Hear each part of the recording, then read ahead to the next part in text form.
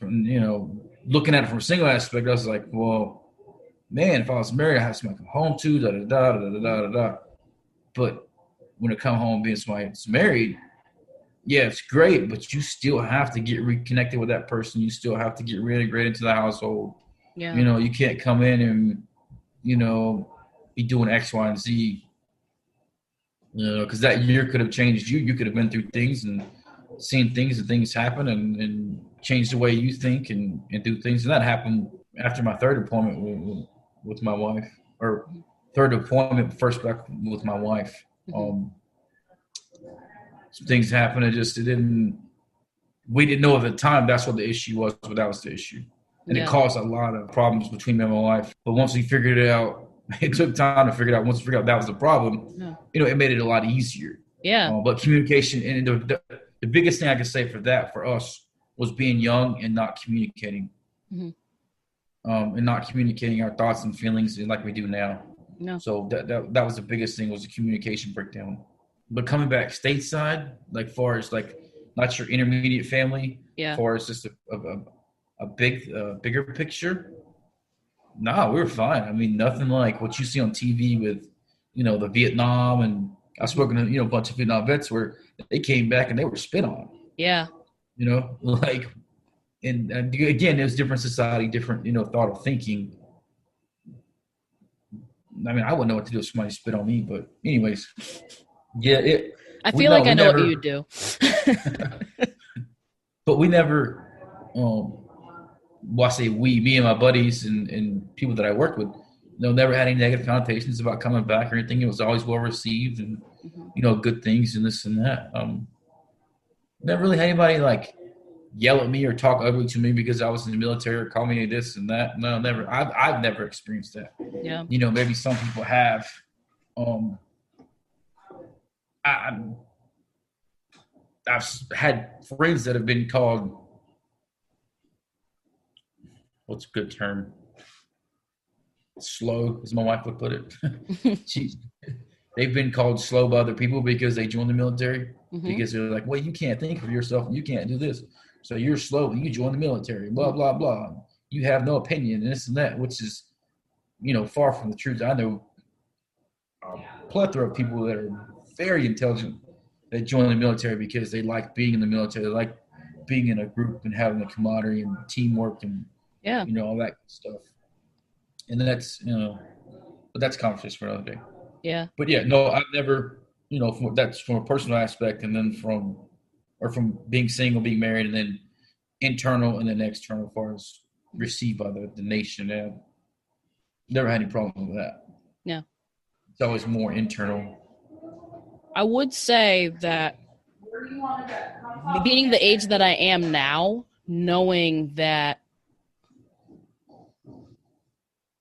soldiers were received very differently dependent on the time frame, from Vietnam to after 9/11. Like you have to look at the full picture of like what was going on, and you see how they're being received.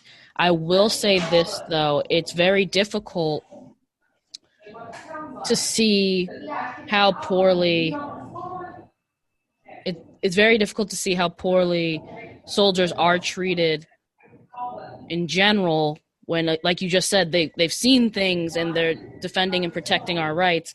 But even so, thinking about how black soldiers are treated in uniform and out of uniform, and I think that there's been a struggle with that I've been seeing with a lot of my black friends who are in the Marines per se. And when they're in uniform, they get all the respect and thank you for your service, and then they take off that uniform. It's not the same case. So my question for you is, how do you think, what is the best way that we can celebrate soldiers on days that aren't Veterans Day? So I'm going to answer that question, but to go back to what you were just talking about. Yeah. You don't get, and it goes for white soldiers too. I've been in areas where if I wasn't in uniform, when I worked in East New Orleans, I wouldn't have been well perceived either. Yeah. So But when I was in uniform, I had no problems, no issues. But when I would go in civilian clothes, I would have those issues. So it's all veterans get that. But I do think that Black Americans that serve, it happens. Yeah, it does happen. Yeah. I haven't physically. I've seen it by going into restaurants in uniform and getting service and go in.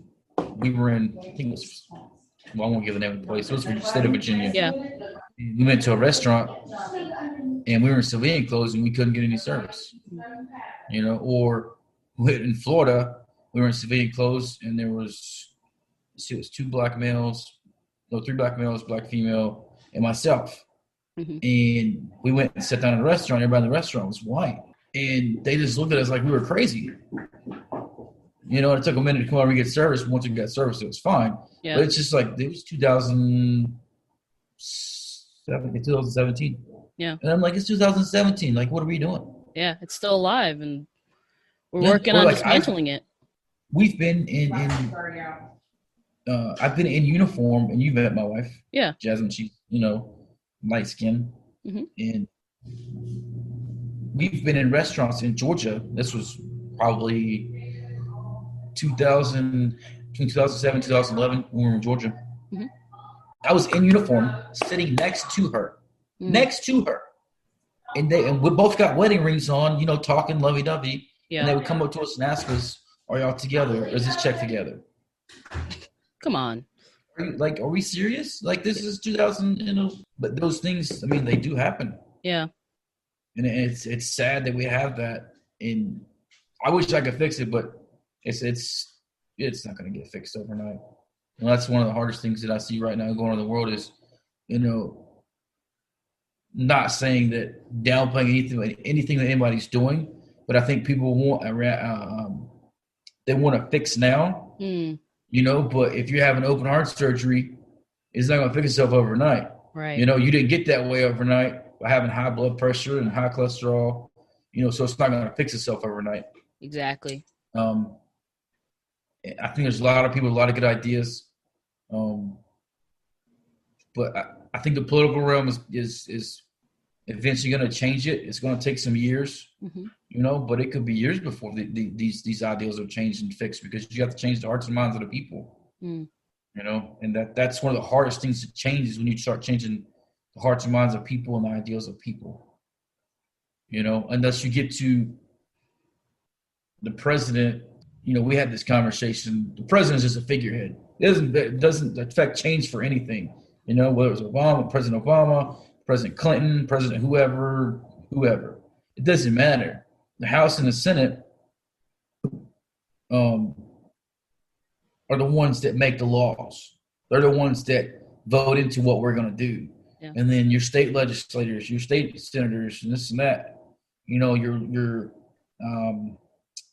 county commissioners, your board of education, these people are the ones that are going to make changes that you and I are effectively going to see at our level in our communities. Mm-hmm. So if you're not going out in your communities and voting for these people, or voting at a state level, or, at a national level for your senators and these people, you're doing yourself an injustice. You're doing this country an injustice, because if you don't like what you see, it's going to have to change. It's not going to change overnight. So again, I see, all these things about people putting these things out about the vote. I think it's great, because I think once we're getting closer to the election, I see more people talking about, what I just said. You have to vote at the local level. Mm. That's, and I had to learn that, because I was voting for the president and this and that. Once I became, educating myself on the electoral process and this and that, and what the powers may be and what they can and can't do, he's nobody. Mm. He's I'm not saying he's nobody, but there's no point in me and you arguing over President Trump. There's no reason. Yeah. Now, if you want to argue over a senator or a person in the House of Representatives, because they didn't do this or get this passed with their people and this and that, then we have a basis to argue off of. And again, people don't get involved in local elections. Mm. They get these people that stand these local positions for 20, 30, Bernie Sanders. Career politicians, Career politicians. And they've probably done nothing. Mm. So people have to get out and vote, and they have to get out and vote in these local elections. They have to. If you want to see change effectively at your level, You start at your level, and then it's like a ripple in the pond. It'll grow, and then it'll change things. But how, back to your original question. Yeah. How soldiers could be treated better was your question? Well, how can we celebrate soldiers more effectively on days that aren't Veterans Day? Do we need to be celebrated? Should we be celebrated? Why should we be celebrated? Because are we not just doing a job? I mean, I say a job, but I consider it a lifestyle because it is a lifestyle that we lead. Because it, it dictates everything you do and you don't do. But why do we need to be celebrated? Because this is like, again, like at the beginning of the conversation. Yeah. It's what we chose to do. Nobody put a gun to our head. Nobody drafted us. It's a job that we chose to do. So we have to take the good and the bad with it. Wow. Should we be celebrated? Hot take. I don't know. When you put it like that, I don't know. I think that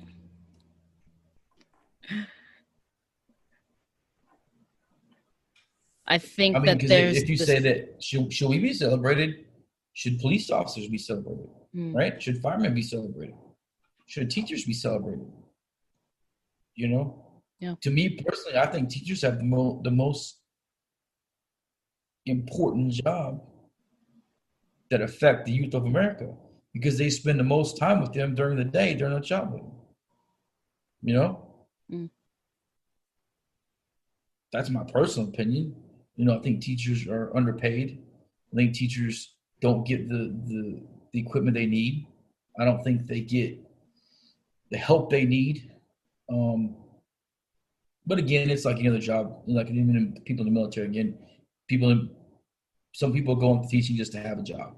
They don't care about the end product. But yeah, I think teachers have the most important job. I think teachers should be celebrated more than the military. I think to me, in my personal opinion, I think we're celebrated more. How do we do that? I don't know. Give them more funding so that parents and families aren't stocking up their classrooms? That's personal opinion. But you don't see the other side either, where teachers have, my wife being a teacher, she's bought, plenty of stuff to take in the classroom because it wasn't provided. Taking on money out of her own pocket, even though, these things were required. The parents bought them, but she still had to go and buy other things. But that's also a shortfall within the system. Yeah. Of, like you were just talking about, giving them more funding to where the parents don't have to buy that. So then it's given to the teacher. They can get more money. They can get more supplies, resources, things of that nature. I was thinking of smart boards, computers, more technology, where the world's going. Yeah. And but should all schools get the same funding? Because if you look at it across the board, schools that are in a socio-economic deprived area don't get the same funding as a school in a all-white area. It's proven facts. Because they pay more tax dollars, so they get more funding versus this area over here that's economically deprived. They don't pay as much taxes, so they get less funding. So that, is fair? Because people say that fair is not fair. Is that one of the situations where it should count? Because everybody's not going to have the same chance, And we can sit here and say those things, but that's a conversation for another day. But yeah. Again, like you said, how do we fix those problems? But vote in our local election. Vote your local election, and goes back to nurture. Yeah. Everything starts at home. If we want our children to be better, productive members of society, and we show them how to love one another, care for one another, treat each other as people, and this and that, and we help them do their homework. We teach them certain things, and we do this and that. And that's going to help that teacher become a better person, or not a better person, become not as stressed because they may not have the discipline that